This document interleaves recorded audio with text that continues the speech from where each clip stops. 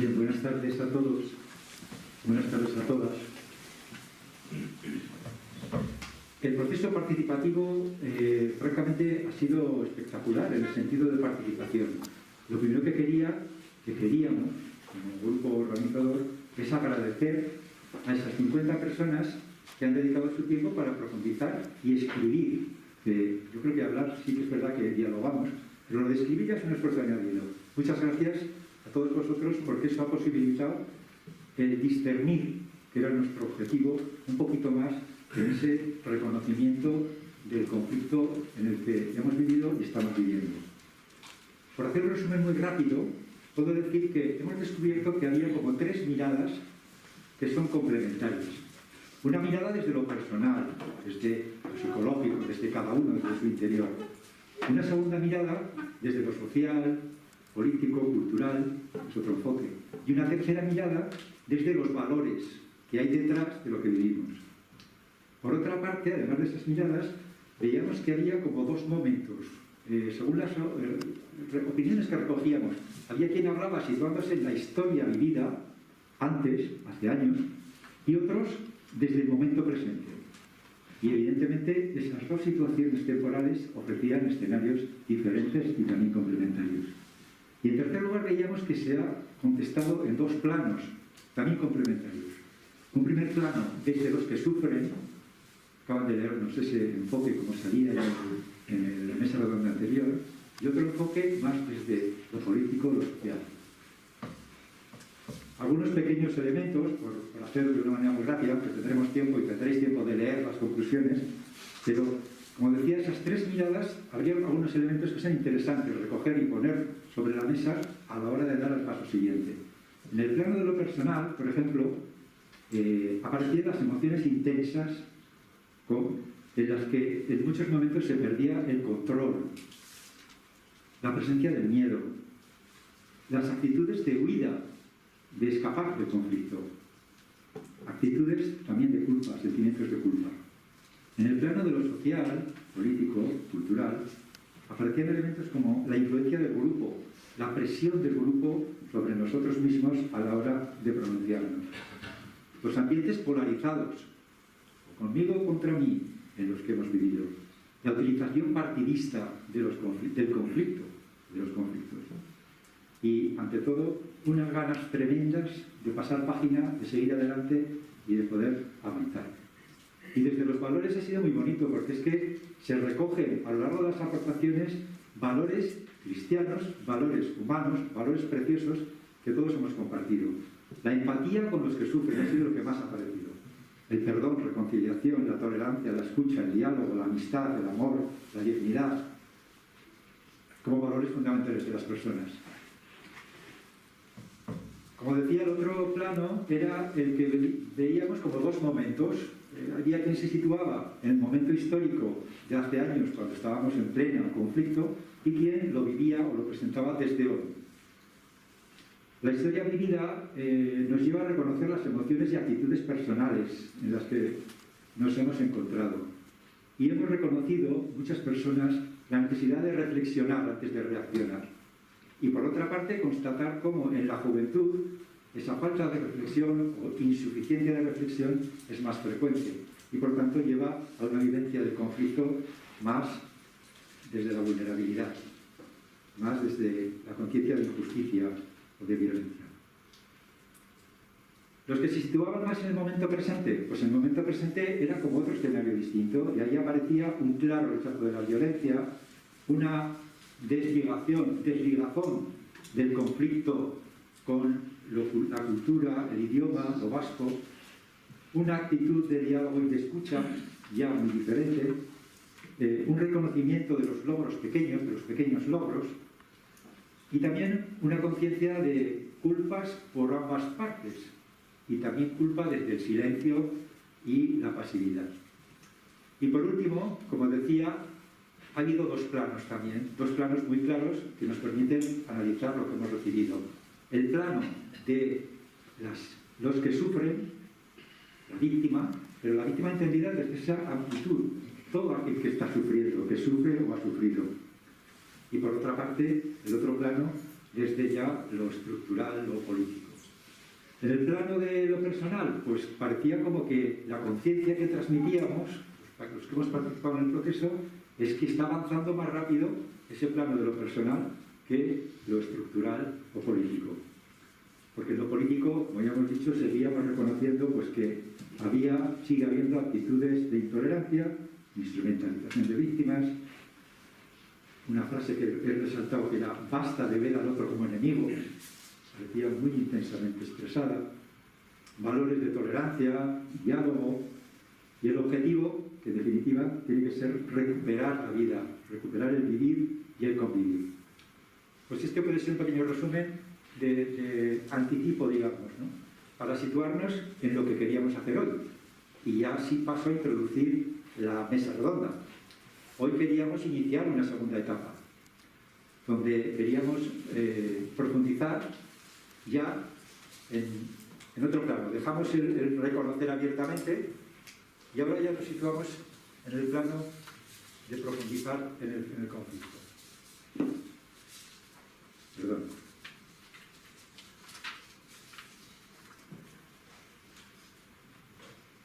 Bien, en ese sentido entonces vamos a tener tres personas que nos van a aportar su punto de vista. Desde su experiencia, desde su realidad y tratando de aportar elementos que nos ayuden a avanzar. En primer lugar, va a tomar la palabra Merche Eraso, Vedruna, que ha estado 16 años, me decías, ¿no? en Colombia, con una experiencia, por tanto, también interesante que podrá ilustrarnos.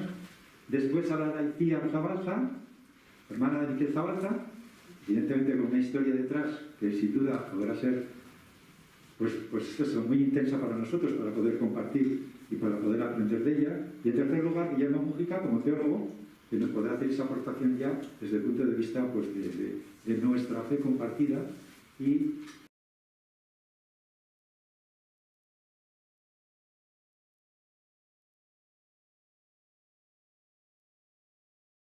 así se oirá mejor, ¿verdad? Sí. Bueno, buenas tardes.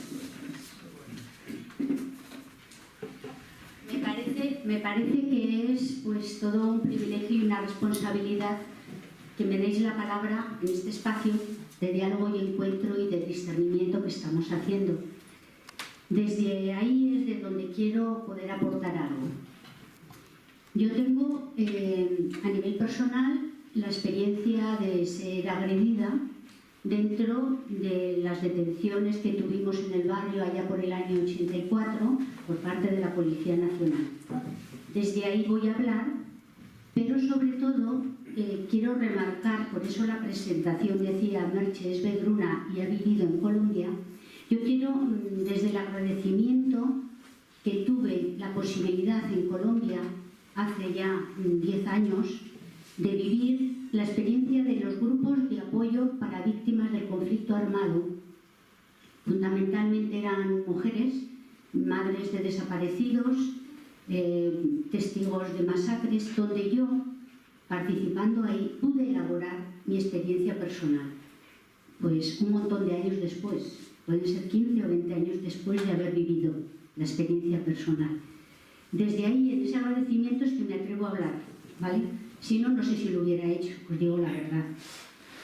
¿Qué quiero decir? Como este momento es el momento de iluminar, he intentado hacer una especie de camino de sanación, reflexionando sobre esto, un camino de sanación integral, porque creo que esta puede ser una de las respuestas, lo voy a explicar ahora, es una de las respuestas a esa pregunta de ¿qué podemos hacer los cristianos? Pues claro que podemos hacer, evidentemente. Es un camino vital que va, yo lo llamo así, del grito a la confianza. Es un camino que podemos verlo en Jesús, en la cruz, desde el grito de ¿por qué me has abandonado, Dios mío? Al final, cuando puede expresar en tus manos encomiendo mi espíritu. La persona que vive la violencia, sea la que sea, por supuesto, en el marco político, pero la violencia de género o los abusos en la iglesia, toda la persona víctima que tiene este dolor tan fuerte, que ha vivido esta experiencia, es como un terremoto vital lo que vive. Todas las dimensiones de la persona quedan afectadas. Pensamos habitualmente más en los sentimientos, en lo emocional o en, lo corporal, y sobre todo en la dimensión honda, espiritual, quedan totalmente afectadas igual. No podemos dejar de lado esto. Por eso la importancia del papel que podemos tener.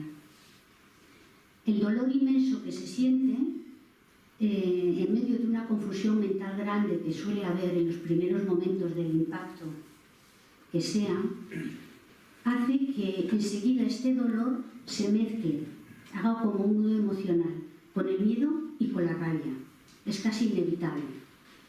El dolor en sí tendría una elaboración, pero es que ya va anudado, con miedo y con rabia. Si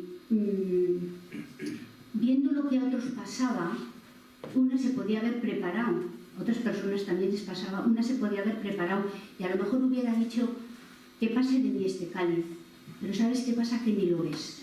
Sabes qué pasa, pero piensas que nunca te va a pasar a ti. Entonces no empiezas ahí. Empiezas gritando: Dios mío, ¿por qué me has abandonado? No, ¿por qué has permitido que esto me pasara? Porque yo te pedí, yo te rogué. Es un grito que nace de esa rabia que he dicho que se anuda con el miedo y con el dolor. Esa rabia es una fuerza de defensa, esa rabia es muy importante. Pero resulta que las mujeres tenemos en esto un déficit, que a los varones les resulta más fácil. Nosotras lloramos con facilidad, pero la rabia nos cuesta mucho sentirla y expresarla. Si a esto le añades que la autoridad es masculina, que seguramente el agresor es masculino, pensad que aquí hay algo importante. A esta rabia se le pueden pasar dos cosas. Puede pasarle que por temor a ofender a Dios, puede pasarle que si vivimos la fe muy desde lo moral y que hay una obligación de perdonar, esa rabia no se exprese, no se atreva uno a decirla, la pensará, la sentirá, pero no la dice. Y esa rabia se vuelve contra la persona, en forma de culpa y de vergüenza. Entonces ya con esto se infecta la herida. Ya no solo hay un nudo emocional, sino que hay un dolor infectado que es sufrimiento. No es lo mismo el dolor que el sufrimiento que se genera con todo esto.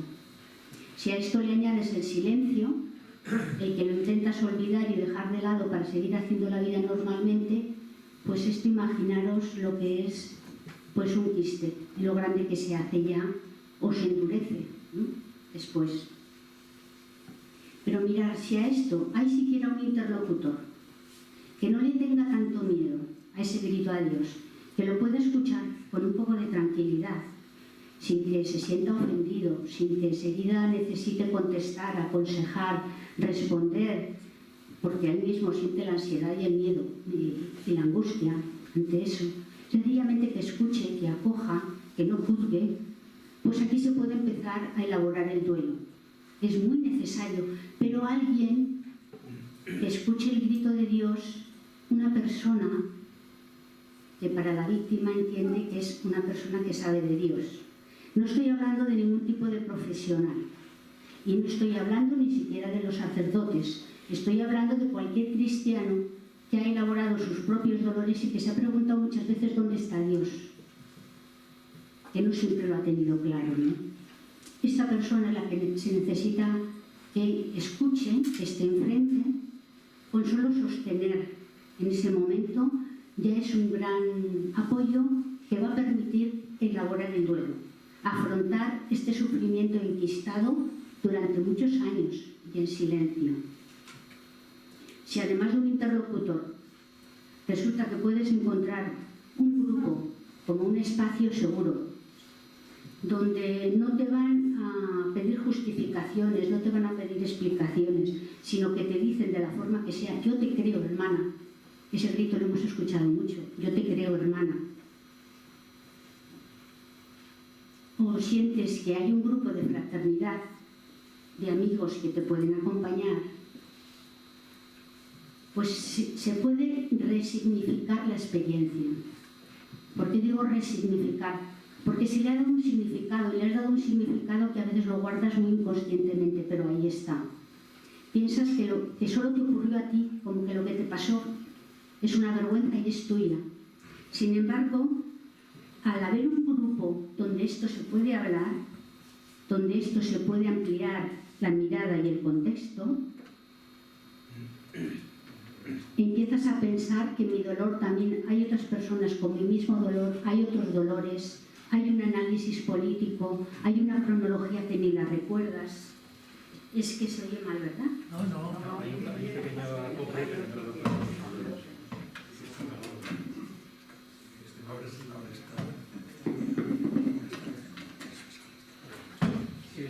Sí, resignificar la experiencia es importante porque te amplía y te saca de tu agujero, ¿vale? Empiezas a ver que hay más personas con tu dolor, hay otros dolores, ni más ni menos distintos, pero muchos dolores de muchos tipos. El contexto es importante y la cronología no es lo de menos, porque la confusión mental, cuando miras atrás ni recuerdas ni fechas y tienes lagunas. Hay lagunas. El dolor deja lagunas mentales.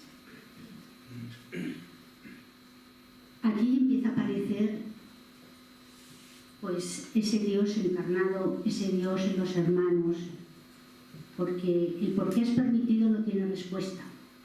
Hay silencio a esa respuesta. Mirad, si hay interlocutores, si hay espacios seguros, se puede seguir avanzando en el duelo. Ya aún hay que tocar fondo, porque la rabia no es la raíz está en el dolor. Ese tocar fondo es cuando puedo expresar, me quiero morir. Yo no quiero seguir adelante. En ese momento eso es lo que vives. Es el dolor inicial. Las personas torturadas, lo que yo he escuchado muchas veces es, me rindo, yo firmo lo que queráis, hago lo que sea con tal de que esto acabe. Hay personas que expresan un crack. Hay quien oye hasta el ruido cuando internamente te rompen en los principios que tú tienes, que la lealtad a veces es por lo único que tenemos, ¿no? Como riqueza personal, y los que firmas es a tus amigos, firmas en contra de tu gente conocida. Este crack de los principios es un crack de la dignidad, que hasta ahí llega la ruptura que la violencia ejerce en las personas. Esto no es distinto de lo que puede vivir una mujer con violencia de género, una persona abusada, a quien la han matado, a quien no tiene que ver con quién te hace el dolor, es cómo se vive el dolor, que esto es de ser humano en general, de todos. Hay que tocar fondo. A veces, si esta experiencia y estos momentos tan amargos se pueden acompañar de la forma que sea sencillamente con estos interlocutores o grupos, espacios seguros, aquí hay una experiencia de Dios muy importante, sin el nombre de Dios. El seguir respirando, el yo me quiero morir, pero resulta que la respiración sigue, sigo vivo, sigo viva, sigo viva, empiezas a abrirte a que la vida te vive y la vida me respira. Esto es muy importante, y solo con poder tomar conciencia de que aunque me quiero morir y no puedo más, sigo respirando.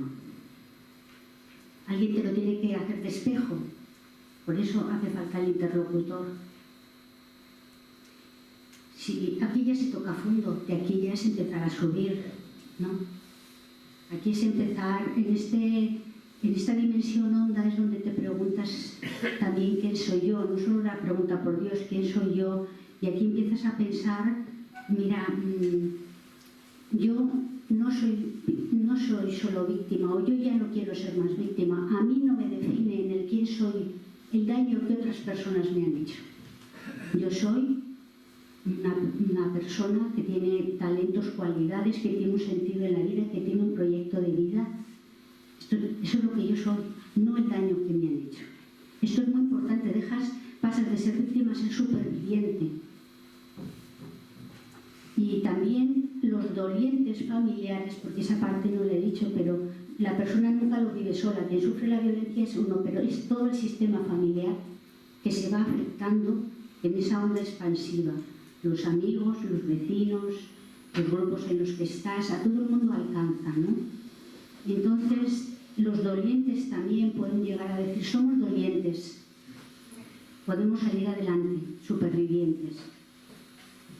En este momento la persona puede perdonar sin que se entere el agresor para nada, porque lo que hace es soltar el pasado y decide cortar un poco con el apego que se tiene al sufrimiento después de tanto tiempo. Hay un apego al sufrimiento, parece mentira, pero sí.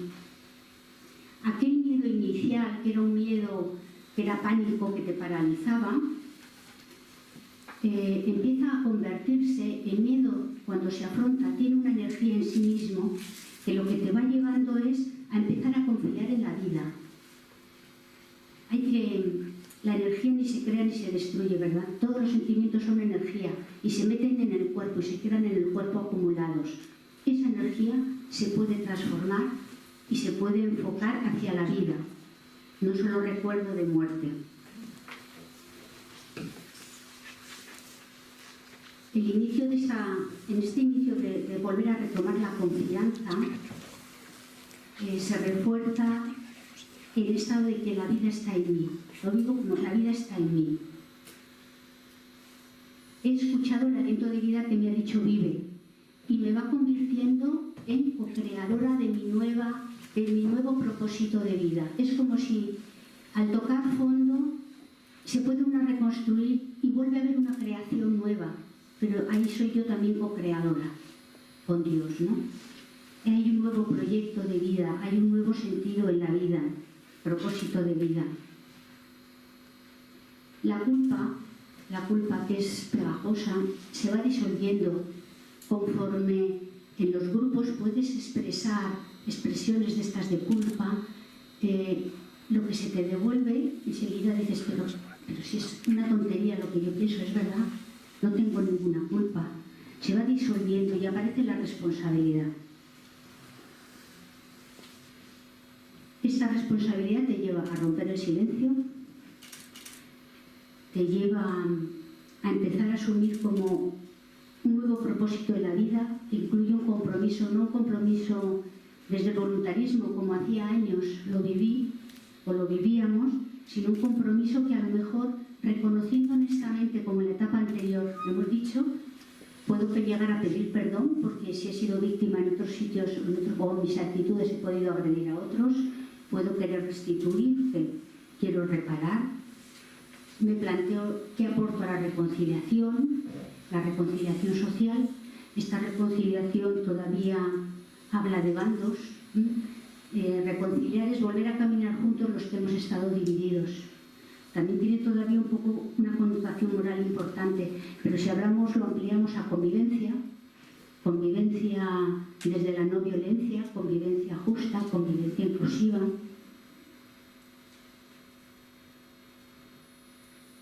Todo se convierte, aquel por qué se va convirtiendo en un para qué. ¿Vale? Hay un propósito en la vida nuevo. Y aquella vida que nos seguía respirando, que va diciendo soy lo que vamos siendo todos, porque todos somos uno, lo que le pasa a uno le va pasando a todos. El nuevo nombre sería el nuevo nombre de esta unidad dentro de los seres humanos, más amplio que lo propio nuestro de nuestra religión solamente, ¿no? Pues nos habla de no violencia como una forma de construcción social y política. Nos habla de derechos humanos como la dignidad básica de todas las personas y el mismo reconocimiento de todas las personas agredidas. El dolor no se puede medir y aquí no estamos hablando ya de bandos, sino de toda la humanidad o de todas las personas que convivimos en este mismo territorio, que tenemos el reto de generar unas estructuras pues, sociales y políticas de verdad que nos incluyan a todos. Bueno, como veis hay un camino, y hay un camino que se hace emocionalmente, que se trabaja con el cuerpo y con la energía de los sentimientos acumulados y que nos va abriendo a una experiencia de Dios pues que va cambiando, evidentemente, porque la vida es cambio, es movimiento, y ojalá cada vez nos vaya incluyendo a todos a este nivel, a un nivel espiritual y a un nivel de fe y a un nivel de trascendencia de la dimensión humana. Tenemos y podemos aportar mucho, aunque solo sea escuchando o creando espacios donde poder hablar de verdad, ¿no? Con el corazón en la mano, sin que haya problemas. Yo diría, para acabar, bueno, pues que este camino, al final lo llamo que hay luz en la herida y que se puede llegar a dar gracias a Dios por haber encontrado. Arratsaldeon denoi, ¿vale? Yo soy Itziar Zabalza, para una pequeña presentación.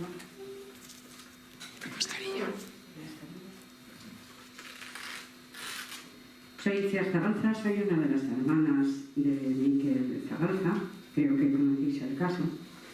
Mi caso se trata de oficialmente de una huida de nuestro hermano en una situación de detención en la que aparece unos 15 días después ahogado en el río. Sin embargo, la familia tiene indicios claros de que pudo ser torturado y morir en esas torturas. Creo que socialmente es bastante conocido.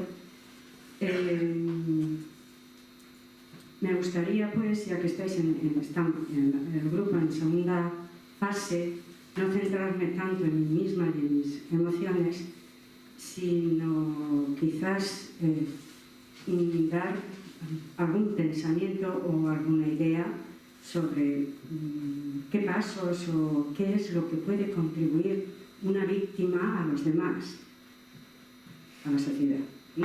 Arratsaldeon denoi, niretzako erantzukizun handia da zuen aurrean hitz egitea halako gaia garrantzitsuei buruz.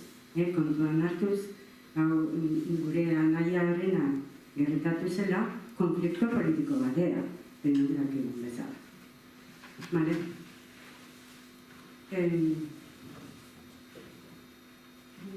Yo cuando recibí las primeras noticias, mi primera reacción fue no creer lo que había pasado o que pasaría pronto. No me lo acababa de creer. Cuando ya lo creí, cuando ya vi la situación, uno de mis primeros pensamientos fue: Dios no creó al hombre para esto. Y que exactamente en el caso de mi hermano se probaba. Todo aquello que no debe hacer el ser humano se hizo con mi hermano, con total lejanía de lo que Dios, a través de su iglesia, ha enseñado. Me reconozco eclesial. Sé que hay gentes que le puede costar esto, sobre todo cuando hay noticias de la índole que ha habido en estos últimos tiempos, pero es muchísimo más lo que ha hecho. Y voy a decir otra vez que me siento eclesial. Y en este momento de sufrimiento grande, una de las personas que sufrió tremendamente y que lo expresó profundamente fue nuestro padre, porque nuestro padre estuvo en la guerra combatiendo. Nuestra madre tuvo que salir y todos sus hermanos, ¿verdad?, tuvieron que salir también en la guerra. La mayoría huyeron a París, de los hermanos.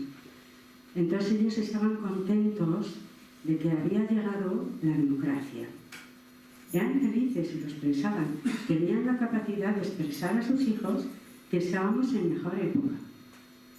Y ellos se sentían un poco protagonistas de haber participado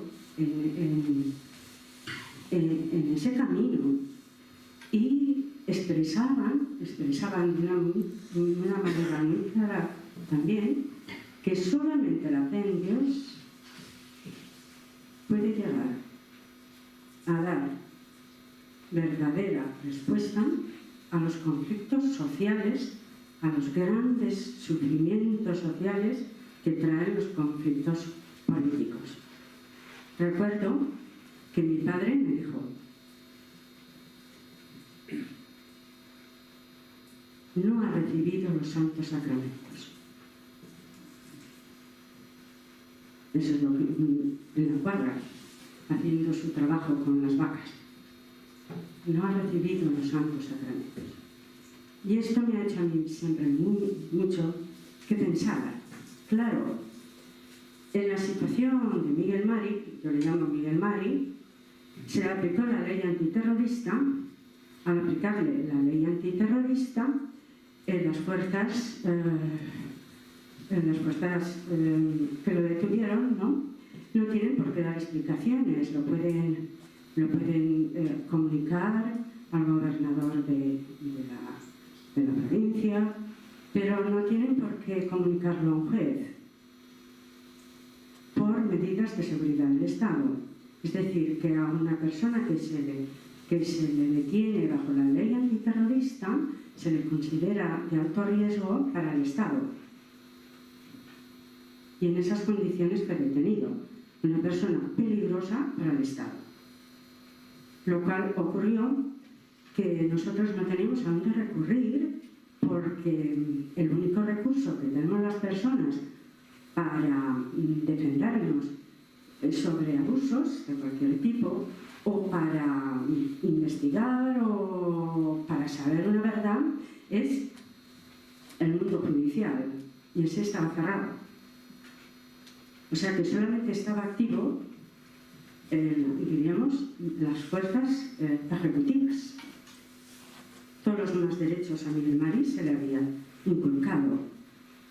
Y también el primero fueron sus derechos religiosos. Y aquí es donde el mundo político es bastante descarado. A mi modo de pensar, fácil quita de la sociedad los derechos religiosos. Claro, porque la persona es más vulnerable. El sentido religioso que tiene todo el mundo es sustituido por las ideologías. Eso viene muy bien. Y de recalco, se le inculcaron todos los derechos que puede tener una persona en democracia, ¿no? Empezando por el religioso. Esta sería la situación de dolor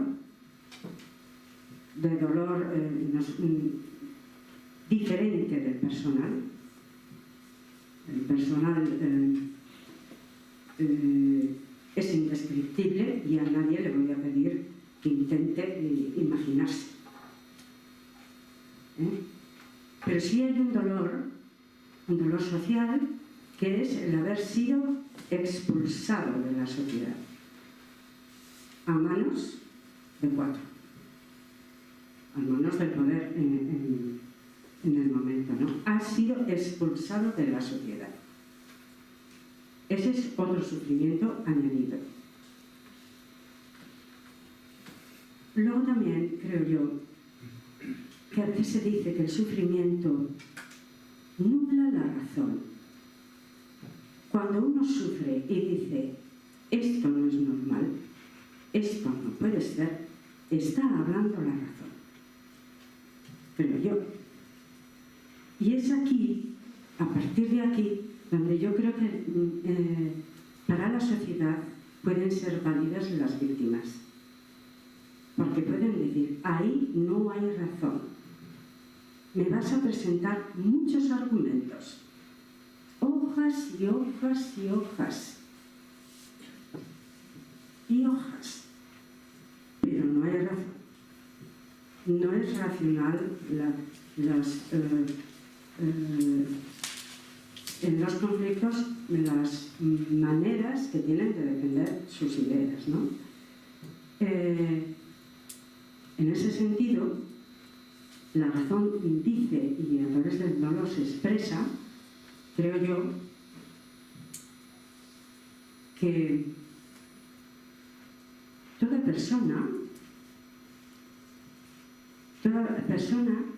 vamos a decir,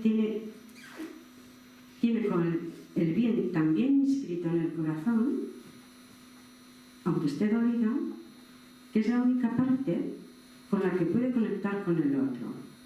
De hecho, en el caso de nuestro hermano, hubo mucho movimiento social y creo que fue un caso que ayudó a la gente a perder el miedo de decir sí, ha muerto bajo torturas y salir a la calle. Gente que no lo había hecho nunca, pero sí le dio ese valor. ¿Y por qué? Creo yo que porque en general, como no hagamos un ejercicio contrario, la gente le gusta el bien. Le gusta el bien y quizás busca al que sufre para que le ayude. Para que le ayude, ayúdame tú, que yo no quiero esto, que yo tengo mi tendencia al bien, y dime tú cómo te han herido a ti y cómo me han herido a mí. Y en ese momento es donde yo creo que se puede abortar, ¿no? Hay que perder muchos miedos a la hora de tener claro los sentimientos que se tienen ante los conflictos políticos. Hay que perder un poquillo el miedo, porque hay una tendencia al bien y todo el mundo desea que ese tipo de conflictos acabe. ¿Sí? Y quizás no solamente hay que reconocer o tratar bien a las víctimas o darles un consuelo, que está bien, pero lo que hay que hacer es mirar lo que se hace y la gente debe tener, diríamos, mucho cuidado qué ideología defiende y mucho cuidado, diríamos, en todo ese proyecto que Dios tiene en la tierra con todos nosotros. Es cuando hay que acordarse de eso, que está por encima de las ideologías.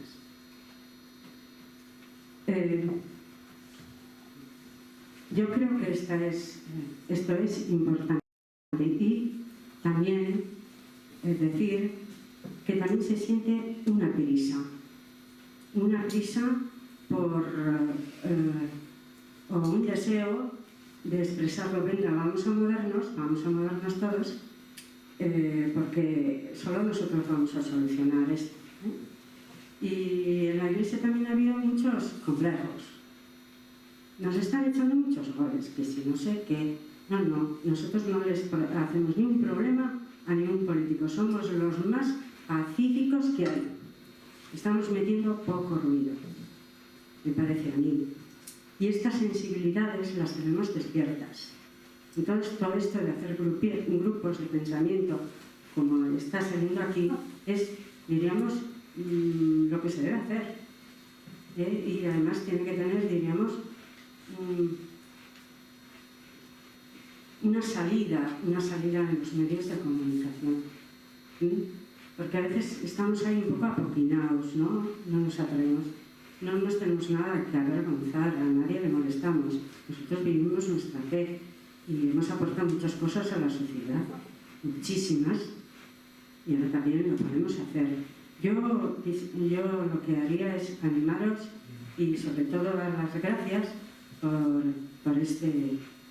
esta ocasión. Diría muchas cosas más, pero el tiempo ya está por ahí.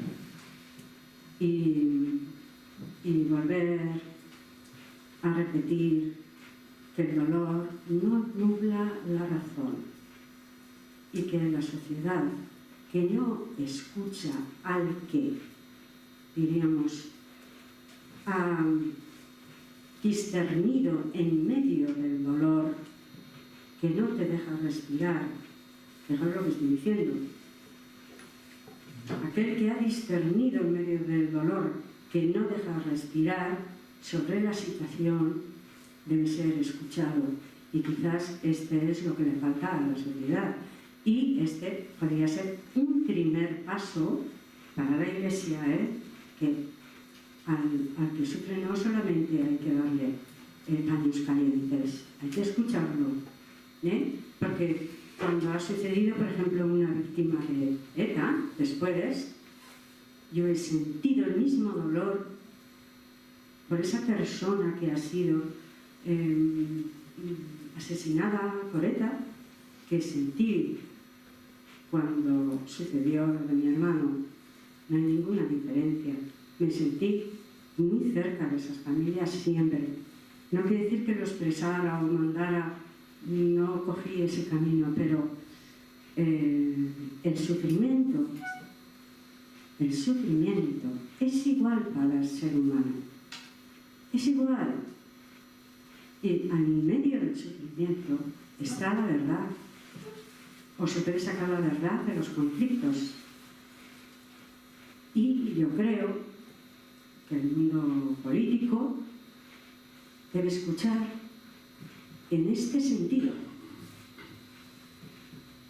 No solamente para, diríamos, reconocer que también, ¿no? No solamente para consolar, sino también tengan testimonio claro de qué suponen algunas decisiones políticas.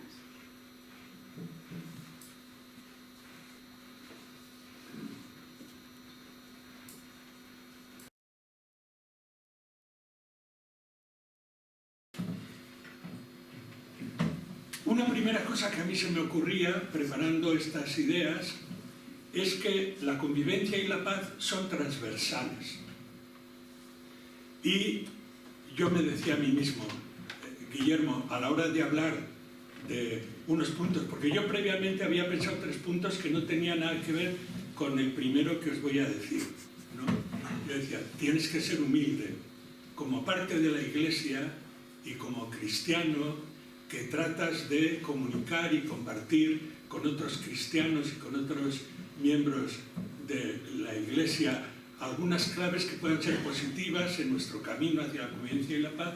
Tienes que ser humilde y tienes que reconocer que los nudos, los problemas, no se han dado solo extramuros de la Iglesia, sino que también en la Iglesia hemos podido, y en realidad yo creo que hemos hecho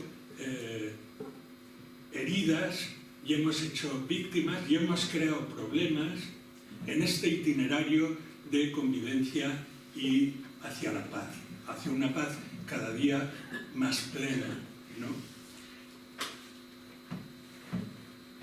Hemos tenido comportamientos por parte de clérigos, de religiosos, de personas, de instituciones de la Iglesia, y hemos realizado prácticas de la propia institución eclesial que, a mi modo de ver, han producido gran daño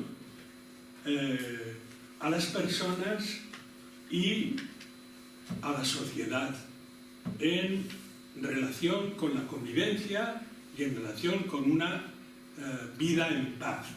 Yo creo que nosotros hemos producido heridas.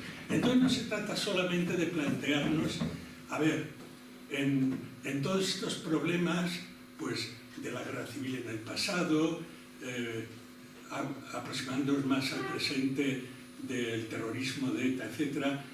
En todos estos, en relación con estos problemas, ¿qué podemos aportar desde la fe y qué lectura de fe podemos hacer? Bueno, también yo creo que humildemente y para empezar, debíamos decir, bueno, también nosotros hemos producido heridas en este itinerario, ¿no? Y entonces no dar la debida importancia a la alarma social que se ha creado. Yo creo que debemos reconocer que llegamos tarde. Yo creo que debemos reconocer que a través de la situación social creada, el Señor nos está llamando a una conversión profunda, a una purificación personal y eclesial y comunitaria, a una mejor acogida y a una reparación de las víctimas, y nos está llamando también a restañar vínculos con la sociedad que desde luego yo sé que están influyendo en determinadas maneras de enrostrarnos estos problemas. Hay sentimientos antirreligiosos, anticlericales, anticatolicismo, etcétera, por distintas razones en todo esto. Yo ya sé que también están ahí y también existen, ¿no? Pero yo creo que es una manera de restañar vínculos con la sociedad y vínculos con las instituciones. Bueno, dicho esto, yo voy a tocar nada más que un punto, había pensado en 3: violencia, polarización y desigualdad, como 3 nudos, entre otros, no digo que sean los únicos, pero entre otros nudos que siguen siéndolo en relación con el proceso de convivencia y de paz. Violencia, polarización y crispación y desigualdad en la fuerza y la violencia. En el plano internacional, como bien sabemos, en estos mismos instantes suenan tambores de guerra. Y me estoy refiriendo al conflicto en Ucrania, todos hemos escuchado los últimos informativos, no hace falta que me detenga más en ese aspecto.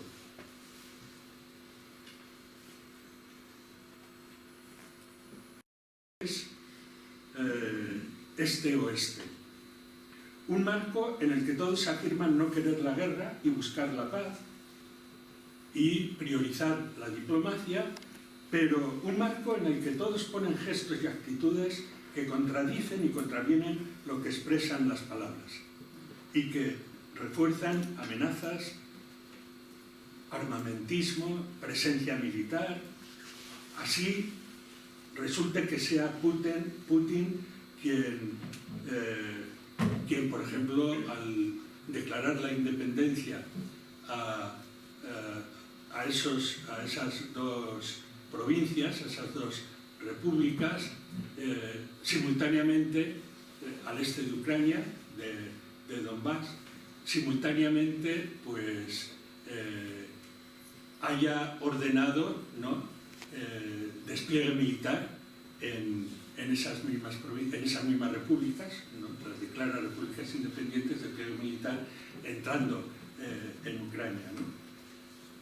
Pero en realidad los 2 bloques hablan de priorizar la diplomacia, de priorizar la paz, pero ambos en esos países del este limítrofes en realidad refuerzan lo militar, ¿no?, y refuerzan lo que supone hacer descansar la seguridad sobre la fuerza y la violencia. Con el peligro de hacer prevalecer la idea de que a la postre son las armas y es la violencia el mejor modo y medio de garantizar la paz. Pero en una mirada más próxima, también a nosotros, no solo en el plano internacional, también a nosotros nos cuesta reconocer nuestras propias realidades y o complicidades con la violencia por acción o omisión.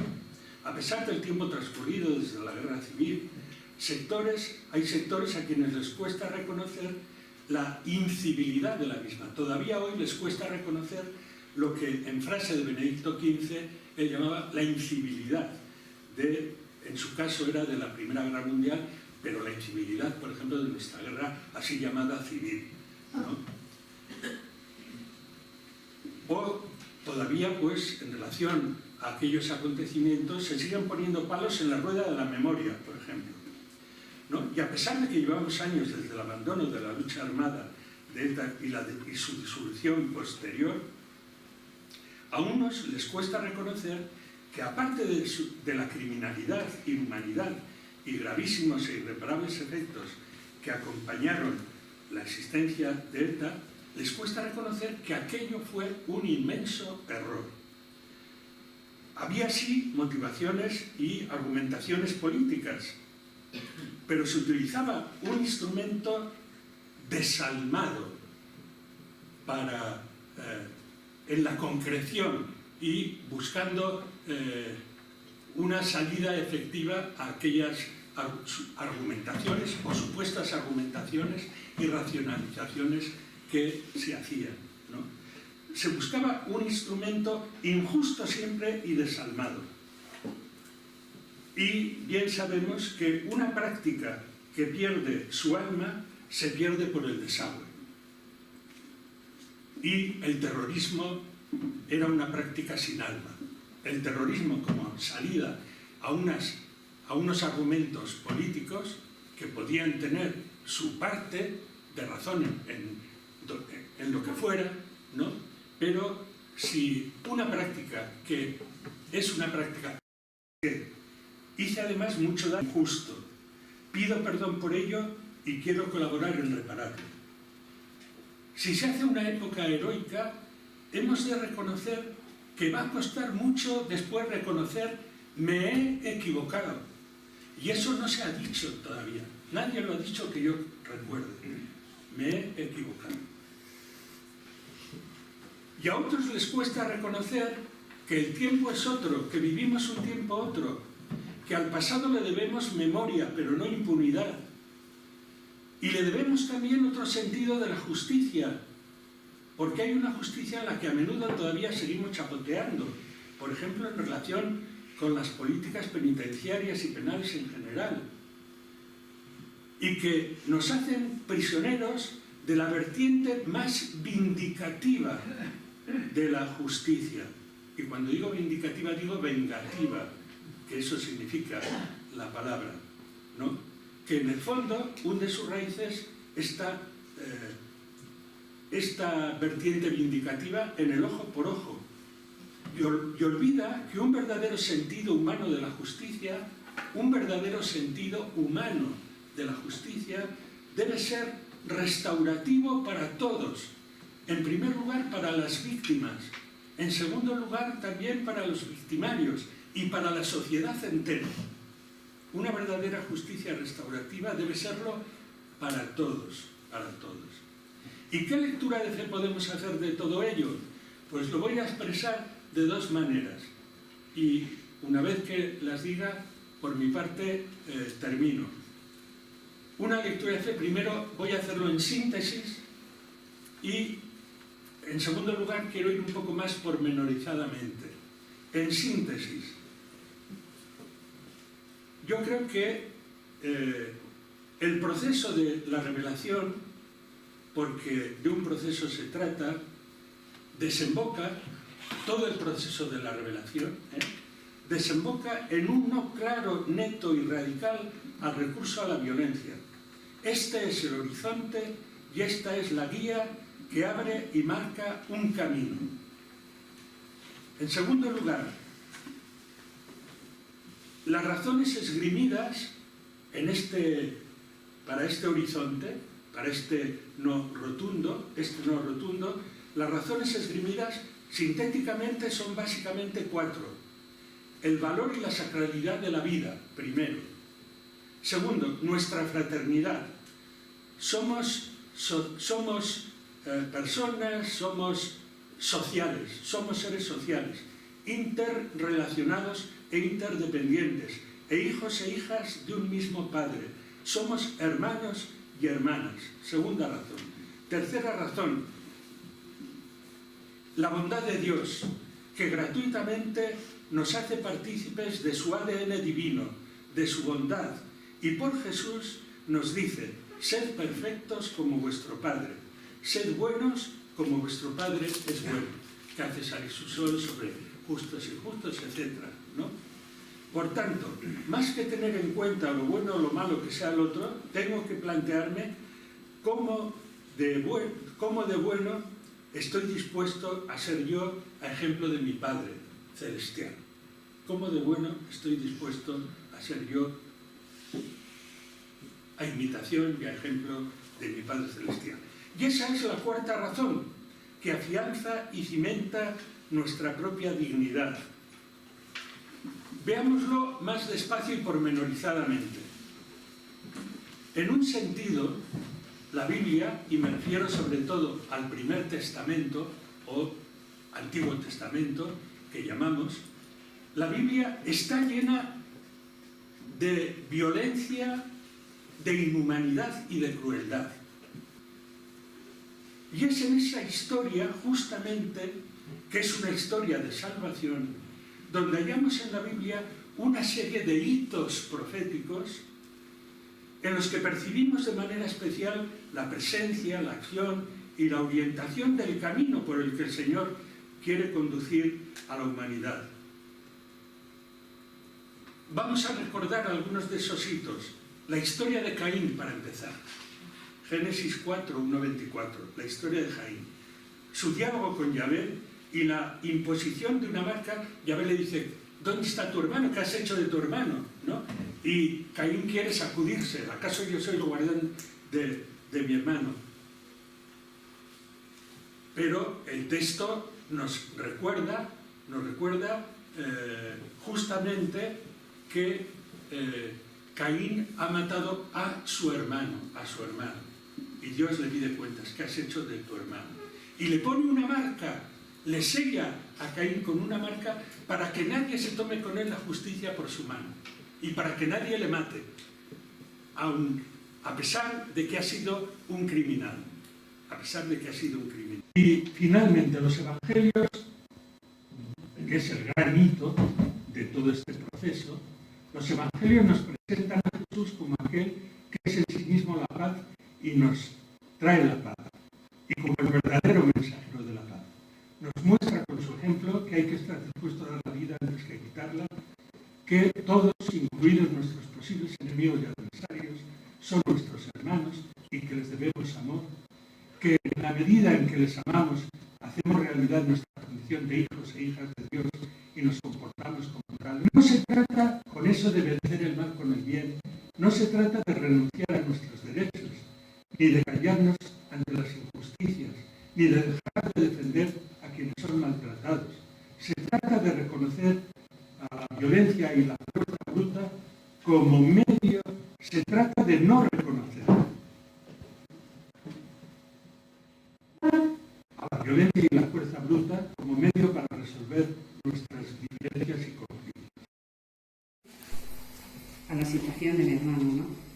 Pero por supuesto es la sociedad entera, pero bueno, lo recalco, la sociedad sufrió mucho.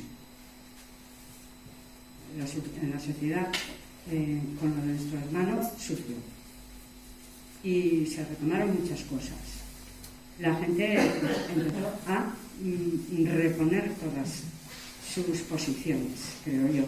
Y entonces lo que dices tú, que eso también se debe añadir, que yo creo que se añade. Muchas veces lo que no hacemos es escucharlo y darle vía o reforzarlo, pero yo creo que en la fuerza de las personas está, sí. En nuestra familia, nuestra actuación, sobre todo nos hemos reflejado más que nada en este aspecto, precisamente. ¿Por qué? Porque en nuestras reivindicaciones, sobre todo, han sido de que se haga justicia, es decir, conocer la verdad, poderle contarle a todo el mundo, segundo a segundo, qué le ha pasado.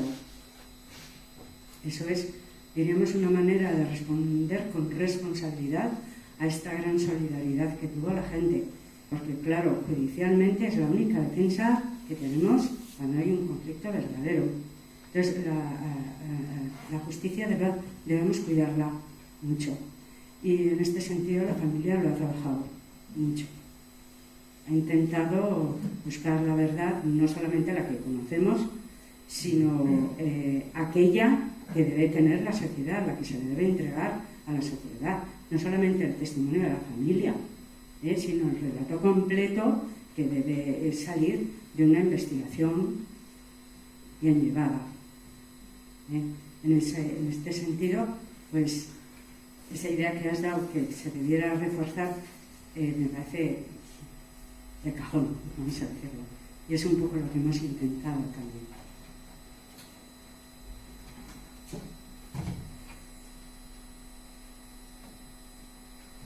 Vamos un poco bajos hoy, ¿no? De tonos, ¿sí? ¿Qué pasa?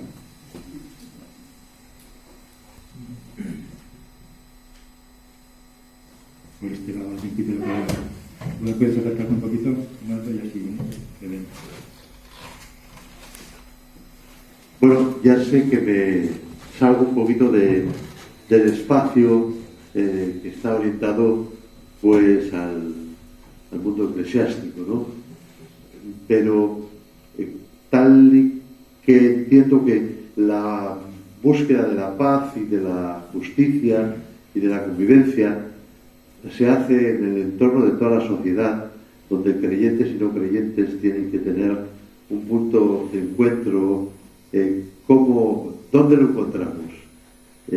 Habéis referido textos evangélicos, bíblicos, reflexiones teológicas. ¿Dónde desde ahí o desde otro lugar enlazamos con los no creyentes que en común tenemos que conseguir pues dejar compromisos hacia la paz?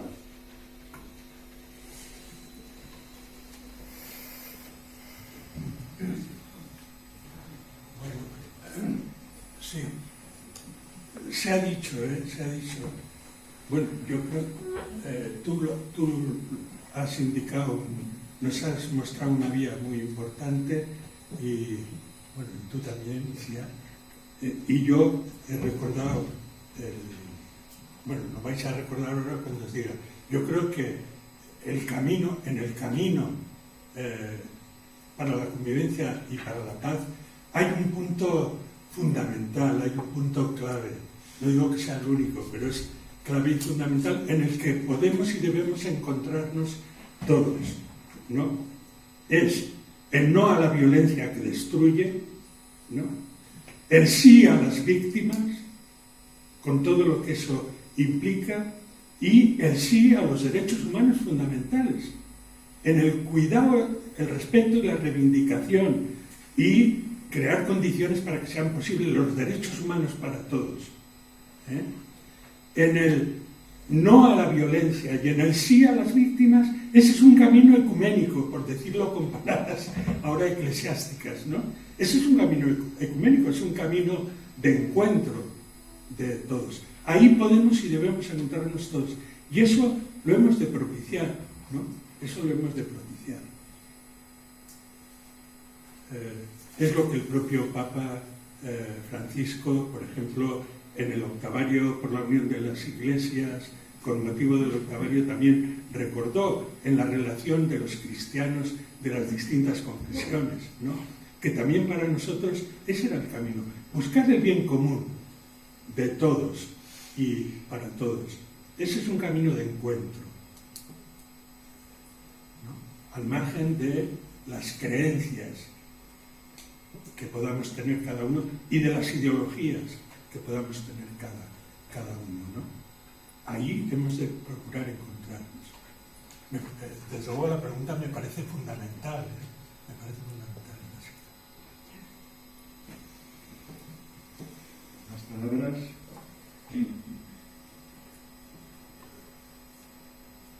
Yo sigo, mientras surgen otras preguntas, sigo sacando comentarios que me han parecido que pueden ser relevantes. Y es el sentido de la justicia. Guillermo has hablado de eso, ¿no? El sentido de la justicia restaurativo. Y cómo posiblemente estamos bastante lejos de ese modelo, ¿no? Y posiblemente tenga una traducción no solamente desde el punto de vista legal, sino desde el punto de vista de nuestra propia manera de aplicar la justicia con nuestros conflictos. Sí, bueno, es que por eso a mí me parece tan importante poner no el uno contra el otro, sino como a veces en el Nuevo Testamento nos encontramos con muchas, lo que algunos llaman aporías, ¿no? Que son aparentes contradicciones, pero que no lo son en realidad, sino que enriquecen la idea, el pensamiento, el mensaje. Contrastar el pensamiento de Isaías, el fruto de la justicia será la paz, con el pensamiento del apóstol Santiago, de la carta de Santiago. En el capítulo 3, al final del capítulo 3 de esa carta de Santiago, el apóstol nos dice, más bien, que así como uno dice, el fruto de la justicia será la paz, que la paz produce como fruto la justicia. Eso es lo que nos viene a decir Santiago. El fruto de la justicia lo siembran en la paz aquellos que son pacíficos, aquellos que practican la paz.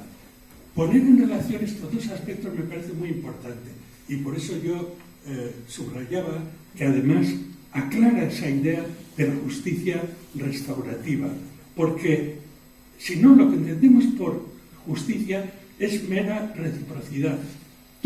A lo que tú me haces, yo te lo devuelvo de algún modo. De algún modo te devuelvo, ¿no? El tanto cuanto, tanto me haces tú, el sentido de la justicia, tanto te doy o tanto te respondo, ¿no? Es como ese sentido de la justicia. Eso, la verdadera justicia, la justicia entendida así, en el fondo sigue hundiendo las raíces en el ojo por ojo. El ojo por ojo es tanto cuanto el ojo por ojo. Y entonces, en el proceso de conquista de la justicia y del proceso de humanización tenemos que ir más allá. Y en ese camino nos encontramos con que Santiago es un foco de luz muy potente que nos dice: ¿quieres plenitud de justicia? Sé pacífico y sé pacificador, porque solo desde ahí vas a crear un cultivo en el que la justicia verdadera pueda florecer.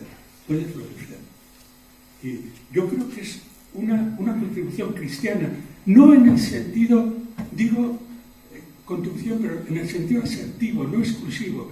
Yo pienso que desde la razón se puede llegar a esas profundidades.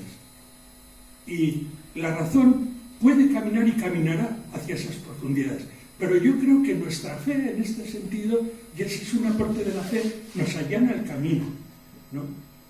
Por eso yo hablo de aporte de la fe y de aporte del apóstol Santiago en términos asertivos, no en términos exclusivos y excluyentes, como que desde fuera de esta fe no se pueda llegar al mismo tipo de pensamiento, ¿eh? Yo eso no lo afirmo en ningún momento.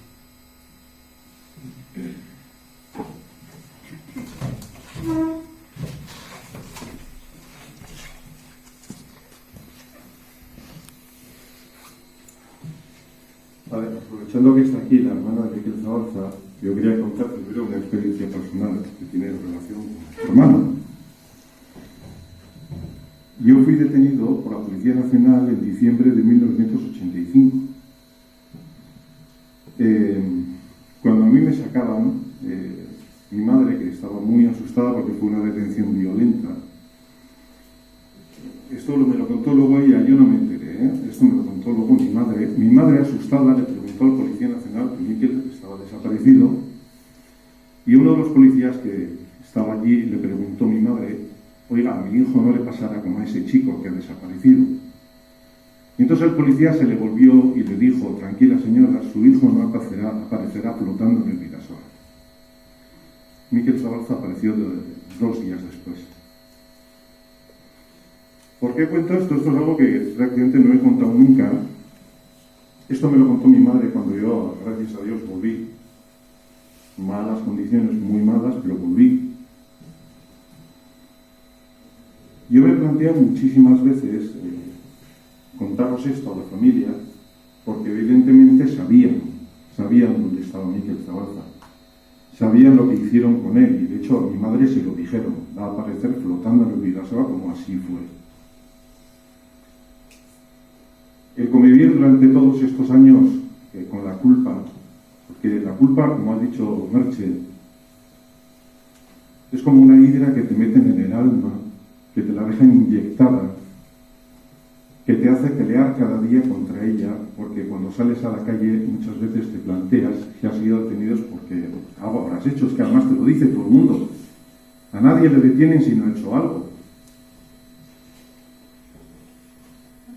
Cuando sales además en tan malas condiciones y no puedes decirlo, porque si lo dices corres el riesgo de enfrentarte a la propia policía que te denuncie por denuncia y calumnias, convives además con el miedo y la angustia de callar durante toda tu vida todo el horror que has vivido allí.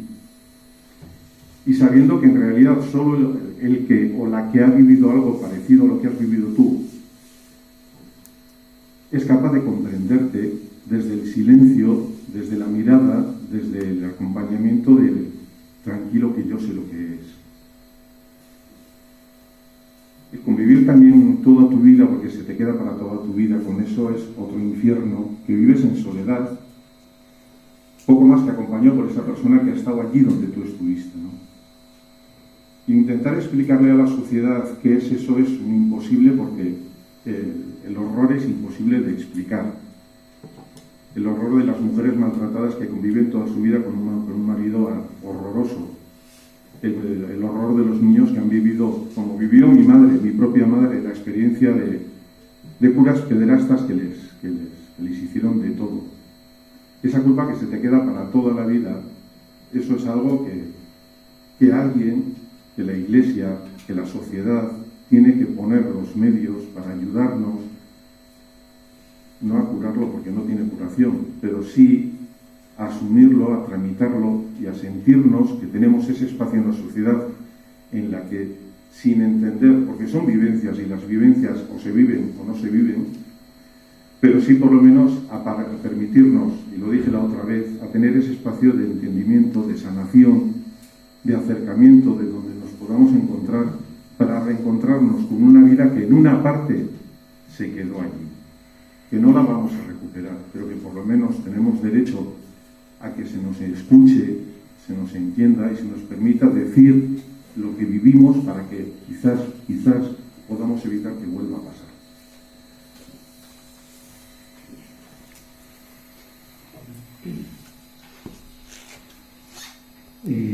Creo que se va haciendo un poquito tarde.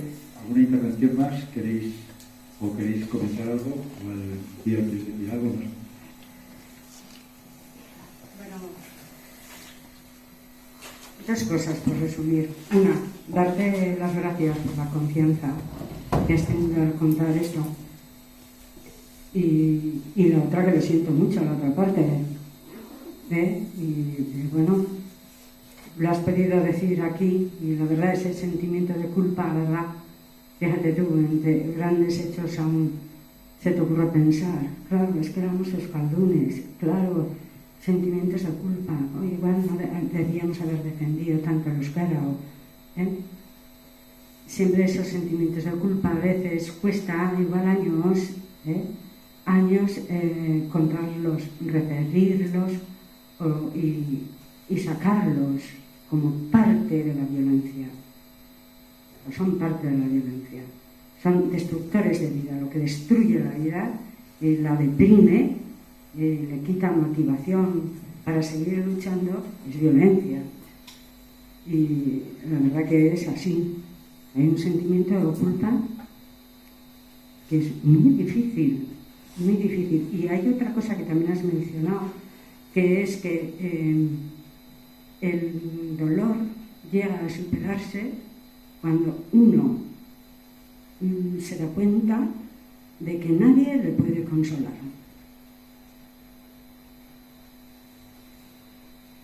Y eso me entiendes perfectamente. Nadie te puede consolar, y además ni lo pides. Y parte del silencio de las víctimas es que sabe que nadie le puede consolar y no lo pides. ¿Verdad? Así que estoy contigo. Y gracias. Guillermo, creo que querías decir alguna cosa. Sí, solamente una pequeña cosa. Que lo tenía anotado, no lo he hecho, pero que me parece fundamental. Me parece fundamental recordar eso que nos dice una de las cartas, ¿no?, de que hemos recibido el ministerio de la reconciliación. O sea, por ser cristianos y cristianas, tenemos que ser actores de reconciliación. Tenemos que ser actores de reconciliación. Y en ese marco de la reconciliación y de ese ministerio que nos ha sido dado a todos por el bautismo, en el marco de ese ministerio, lo que tenemos que hacer frente también a lo que el Señor nos dice, ¿no? ¿Cuántas veces he de perdonar? Dice Pedro. Hasta 7 veces, ¿no? 70 veces 7. Bueno, entonces el gran tema del perdón, que es otro gran tema, que no podemos dejar de lado o meterlo en la despensa. ¿Y qué es lo que este perdón significa? Que por supuesto, en absoluto, tiene que significar impunidad, ¿no? Perdón sí, impunidad no. Por tanto, desde ese binomio, ¿cómo afrontar el perdón? ¿Qué significa el perdón en ese marco de la reconciliación? Repito, cuyo ministerio lo participamos todos, en el sentido eclesial de ministerio. Tenemos que ser agentes de reconciliación. Ese es uno de los aportes que como cristianos estamos llamados a dar. Sí, por supuesto. Yo sí que tengo la percepción de que hay muchas víctimas, tanto de lo de lo otro, capaces de perdonar. Sin embargo, no hay vías de expresarlo. De momento, lo que hay dentro de la organización social, vamos a decir, no. Lo único que tienes es la vida judicial de decir qué es lo que ha pasado y presentarlo, ¿no? Esto es lo que ha pasado. Pero no tienes una guía, las víctimas no tenemos una guía en la que podamos estar delante. Bueno, yo no soy víctima fue mi hermano, ¿no? Pero yo estoy un poco como portavoz de él, ¿no? Donde las víctimas podamos hacer esto delante de la sociedad. Esto no puede ser. Y nosotros perdonamos. Escuchad que nosotros perdonamos. Esto, lo bueno es que los cristianos lo sabemos hace mucho.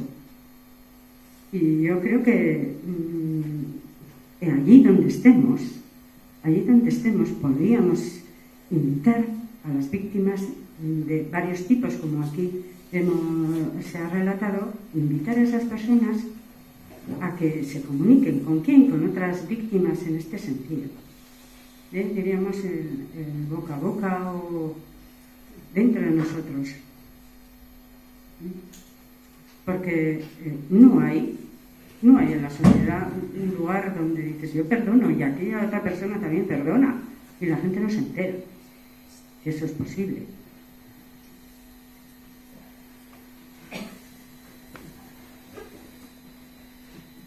No sé, son como muchas cosas las que están saliendo y en las que yo también quería como aportar.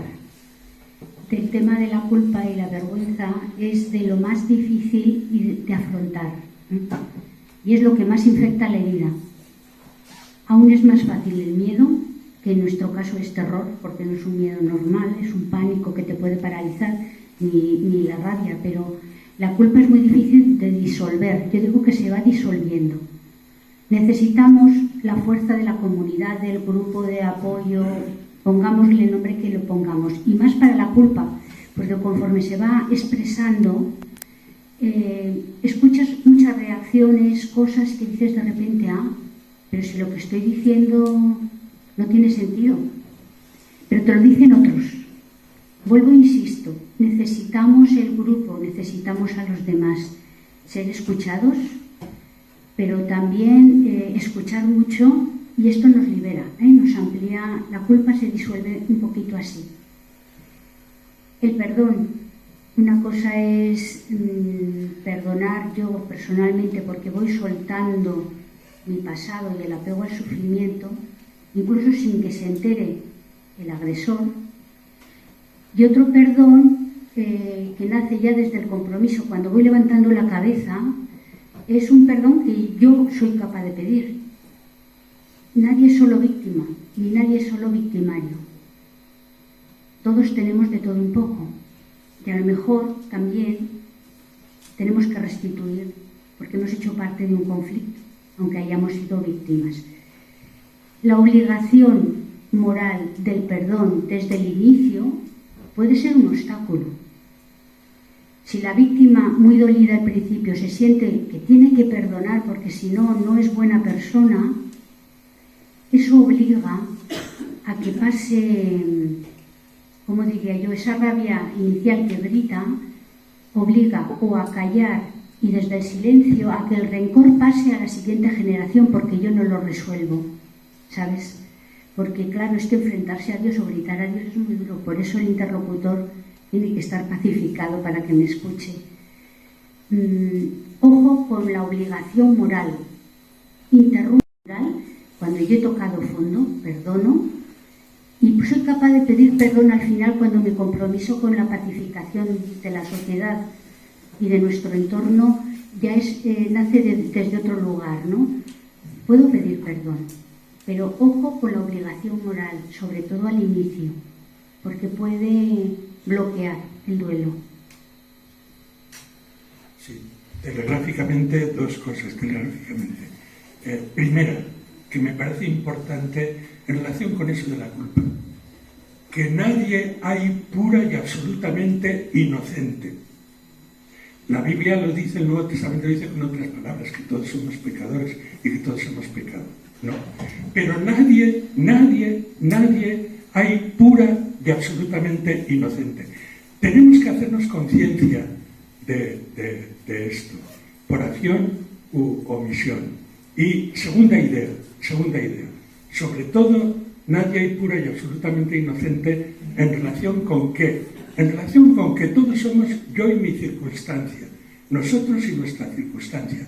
Y la circunstancia que puede ser más o menos positiva, más o menos negativa, que puede facilitar determinadas cosas y que puede ser una dificultad para otras, unas circunstancias que sean saludables y que sean sanadoras, eso es responsabilidad de todos, absolutamente de todos. Todos somos responsables de contribuir positivamente a crear el clima saludable en el que estamos y que nos envuelve. Eso es responsabilidad de todos. Y ahí, ¿quién es capaz de sacar pecho y decir, yo he hecho todo lo que podía y debía hacer? Pues ninguno de nosotros. Y eso es bueno, yo creo que es bueno que lo tengamos muy en cuenta, ¿no? Es bueno que lo tengamos muy en cuenta. Es necesario que vaya penetrando más y más en nuestra conciencia.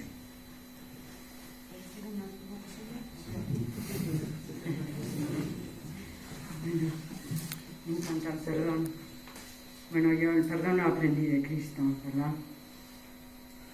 Y por resumir, lo que enseña Cristo es amor a la humanidad. Desde el amor a la humanidad se puede perdonar, porque es cuando comprendes todo lo que ha dicho él, que nadie es totalmente culpable ni nadie es totalmente inocente. Al final tienes que comprender que es hermano o hermana.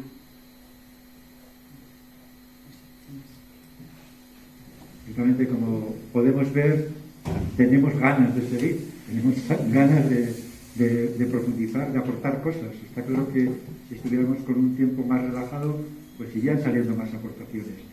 Pero bueno, no preocuparse, porque la idea precisamente es abrir también, a partir de la semana que viene, un proceso de participación, para que, igual que hemos hecho en la fase anterior, en esta segunda fase, todos podamos aportar desde nuestra experiencia.